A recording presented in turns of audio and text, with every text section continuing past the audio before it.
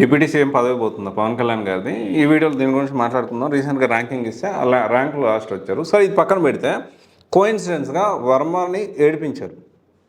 Pithapuram TDP కార్యకర్తలతో మాజీ MLA Varma సమావేశమయ్యారు. మీడియాతో మాట్లాడుతూ భావోద్వేగానికి గురయ్యారు వర్మ. కన్నీళ్లు ఆపుకోలేక ప్రెస్ మీట్ మధ్యలోనే వెళ్లిపోయారు. అధిష్టానం ఏ నిర్ణయం తీసుకున్నా కట్టుబడి ఉంటామని చెప్పారు ఆయన. గత ఎన్నికల్లో పార్టీ కోసం పనిచేయాలని హైకమాండ్ చెప్పింది. ఎప్పుడు పార్టీ బలోపేతానికే పనిచేసా, వ్యతిరేకంగా పనిచేయలేదన్నారు. పిఠాపురం కూటమిలో ఇబ్బందులు లేకుండా ఒక కమిటీని వేయమని లోకేష్ ని నేనే కోరానంటున్నారు వర్మ. తాను కోరిన తర్వాతే కమిటీ వేశారంటూ చెప్పుకొచ్చారు వర్మ.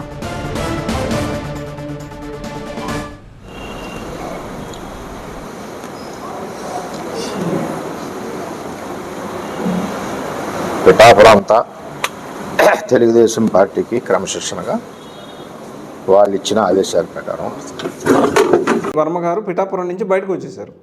అంటే ఏదో చెప్తున్నారు కానీ వేరేదో ఇస్తామని. అసలు పిఠాపురంలో పవన్ కళ్యాణ్ గారు గెలవడానికి one of the strong pillar Varma గారు. ఎస్విఎస్ఎన్ వర్మ గారు చాలా షార్ట్గా చెప్పడానికి ప్రయత్నం చేస్తాను. పిఠాపురంలో మోస్ట్ ఇన్ఫ్లుయెన్షియల్ పర్సన్, ఆ సరౌండింగ్స్లో చాలా ఇన్ఫ్లుయెన్షియల్ ఉన్న పర్సన్. 2000లో నుంచి టీడీపీకి నమ్మకంగా ఉంటూ 2009లో ఏపీ అసెంబ్లీ ఎలక్షన్స్లో, తర్వాత పిఠాపురం కాన్స్టిట్యున్సీ నుంచి అప్పటి నుంచి యాక్టివ్ పాలిటిక్స్లో ఉన్నారు. తర్వాత 2014-19లో వైసీపీని టీడీపీని రెండింటిని ఎదిరించి ఇండిపెండెంట్గా గెలిచారు. అంత సామాన్యం కాదు, ఎంత ప్రజాదరణ ఉంటే ఇండిపెండెంట్గా గెలిచారు. ఆ తర్వాత మళ్ళీ టీడీపీకి దగ్గర అవ్వడం, అగైన్ మళ్ళీ 2019లో టీడీపీ తరఫున పోటీ చేశారు. కానీ టీడీపీ తరఫున పోటీ చేసినప్పటికీ అప్పుడు స్ట్రాంగ్ వేవ్ వైసీపీ సైడ్ ఉంది కాబట్టి ఆ వేవ్లో ఈ టీడీపీతో తరఫున పోటీ చేసినప్పటికీ ఓడిపోవడం జరిగింది. 2024లో పవన్ కళ్యాణ్ గారిని ఒంటి చేత్తో గెలిపించడంలో కీలక పాత్ర పోషించిన వ్యక్తి వర్మ గారు. ఇప్పుడు అధిష్టానం వర్మ గారిని పక్కన పెట్టేసింది. అంటే దీని ఉద్దేశం అదే. ఎట్ ద సేమ్ టైం కోయిన్సిడెన్స్గా మినిస్ట్రీ ఏదైతే పవన్ కళ్యాణ్ దగ్గర ఉన్న మినిస్ట్రీస్ ఉన్నాయో వాటికి లాస్ట్ ర్యాంక్ వచ్చింది.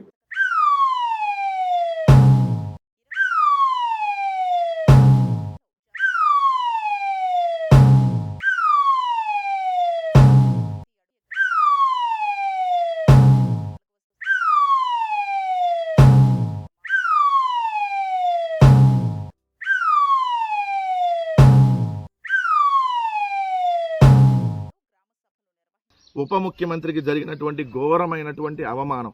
ఎందుకంటే ఉప ముఖ్యమంత్రి పవన్ కళ్యాణ్ అతను చేతగాని దద్దమ్మలాగో లేదంటే చేతగానటువంటి వాళ్ళలాగో పనికి రానటువంటి వాళ్ళలాగో కనీసం తన శాఖను తాను నిర్వహించలేనటువంటి అసమర్థుడుగానో ఓపెన్గానే ముఖ్యమంత్రి అతనికి లాస్ట్ ర్యాంక్ ఇచ్చాడు. 28 శాఖలకు సంబంధించినటువంటి ర్యాంకులలో 28వ ర్యాంకు అటవీ శాఖకి సంబంధించి ఇవ్వటము.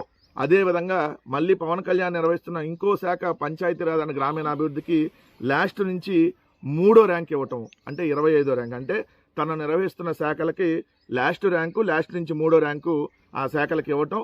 ఇది ఘోరమైనటువంటి అవమానంగా ఓ పక్క జనసేన వాళ్ళు కూడా ఈరోజు సోషల్ మీడియాలో స్పందించడం. అంటే ఇది కోయిన్సిడెన్సో లేకపోతే వాంటెడ్గా చేస్తున్నారా? కానీ ప్రజెంట్ దీనికి సంబంధించిన ఇన్ఫర్మేషన్ ఏంటి అంటే కూటమి ప్రభుత్వానికి జనసేన సపోర్ట్ అనేది కావాలి. కానీ పవన్ కళ్యాణ్ బలమైన నాయకుడుగా ఎదగకుండా చూడాలని ఈ విధంగా చేస్తూ ఉన్నారా అనేది ప్రజల్లో అనుమానాలకు తావిస్తూ ఉంది.